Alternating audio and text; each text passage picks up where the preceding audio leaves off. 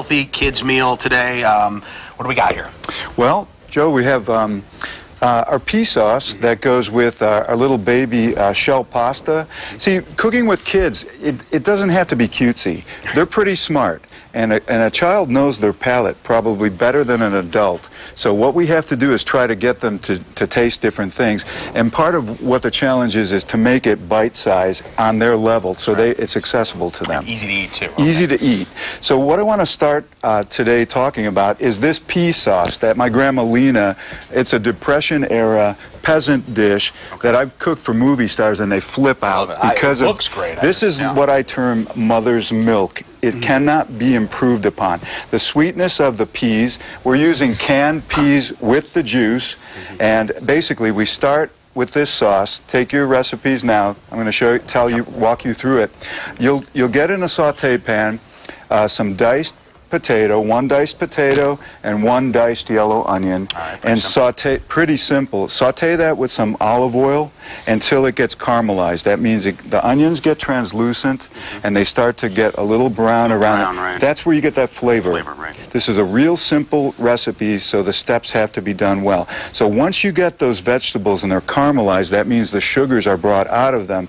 Then you can build on that flavor. So you start to saute that, and you simply add, after those vegetables are sauteed, you add your cans of peas with the juice, 2 cans of peas, and your hunks of Reggiano.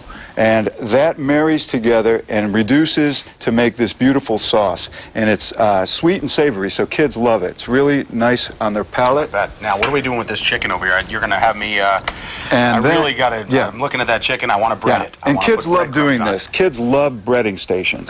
So that's what we're going to let you do. I wanted to tell this is my little tip for your sauce, tip for the day.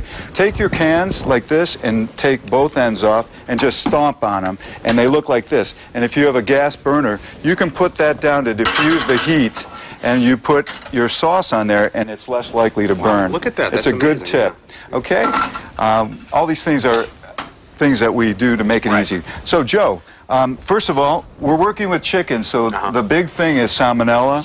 So we want bleach water. In your kitchens, it should be sanitized. Everything should be sanitized. We don't want cross-contamination. So it's 10 to 1. 10 parts water, 1 part bleach. You can sanitize everything. Just something that we're very important. We don't want to get sick.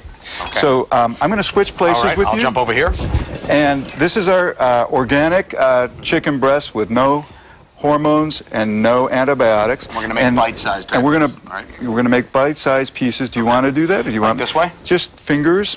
Yeah. Fingers. Okay. Go ahead. There. Perfect. Look at that. Perfect. Make some. Let's hire him. He's great.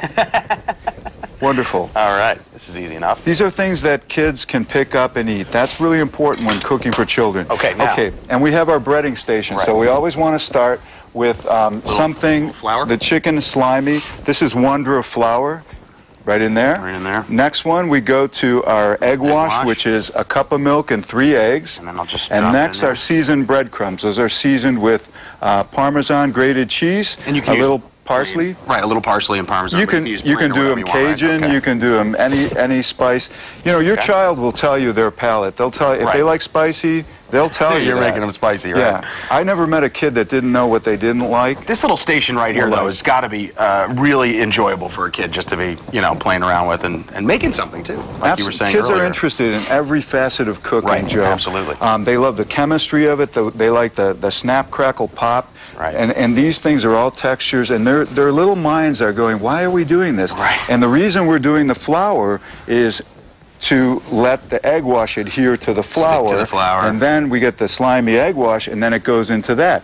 And whenever you're breading anything, crab cakes or cutlets like this, always, if you have time, put it in the refrigerator, chill it down. Oh, that's a good idea. Do you ever wonder when you fry something, the batter floats to the top? Yes, right, and you lose that. It doesn't stick well, if you chill it down, this acts like glue, and it slows the cooking process so that your breading will adhere to your protein. Absolutely, or else it makes no sense. So Joe is doing a great job. I try. And succeed.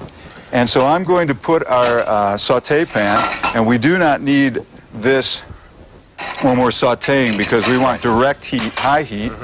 And I have a combination of extra virgin olive oil and canola oil, which is my favorite for flavor building.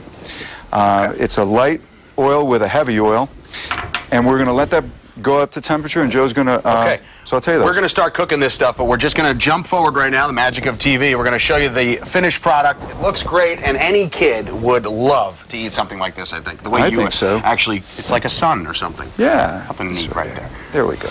Look at that, very simple. The ingredients are on the website. You can watch this segment again. You can watch me bread some chicken. Chaz, thank you so much. And coming up a little bit later, we're going to take what's left over from these chicken fingers and make a second helping, right? Absolutely. Just for children. Good stuff. Okay.